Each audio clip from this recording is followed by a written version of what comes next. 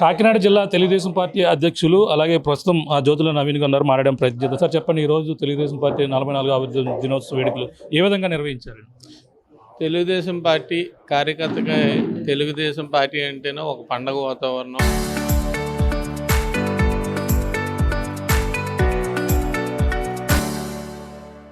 ఆవిర్భావ దినోత్సవం అంతా ఒక పండగ వాతావరణంలో రాష్ట్రం అంతా కూడా ఈరోజు చేసుకోవడం జరిగింది.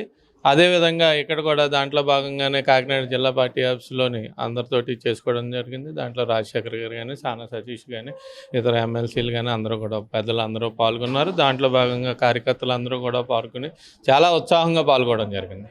కాకినాడ జిల్లా వ్యాప్తంగా సభ్యత్వాల విషయంలో ఇంకా ఎంతవరకు కూడా రావడం జరిగింది?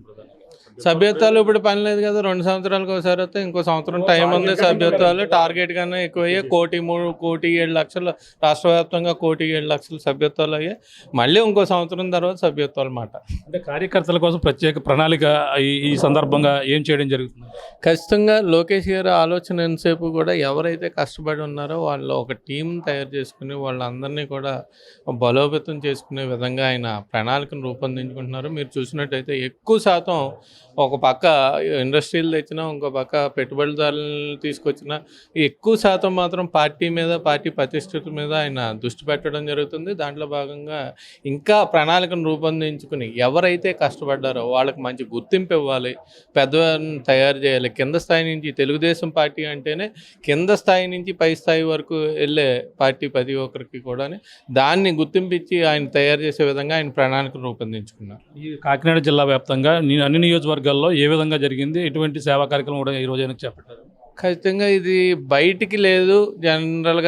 జనరల్గా ఏంటంటే పార్టీ కార్యక్రమం కాబట్టి ప్రతి నియోజకవర్గంలోని కూడా పార్టీ ముఖ్య కేడర్ తోటి ప్రతి గ్రామంలోని కూడా జెండా ఎగరేసిన తర్వాత మండల హెడ్ క్వార్టర్లో, కాన్స్టిట్యున్సీ హెడ్ క్వార్టర్లో కూడా జెండా ఎగరేసి ఎన్టీఆర్ విగ్రహం ఉంటే పూలదండలో వేసుకుని అక్కడ మా కార్యకర్తలు అందరితోటి కూర్చుని భోజనాలు చేసి కార్యక్రమం విరమించడం జరిగింది.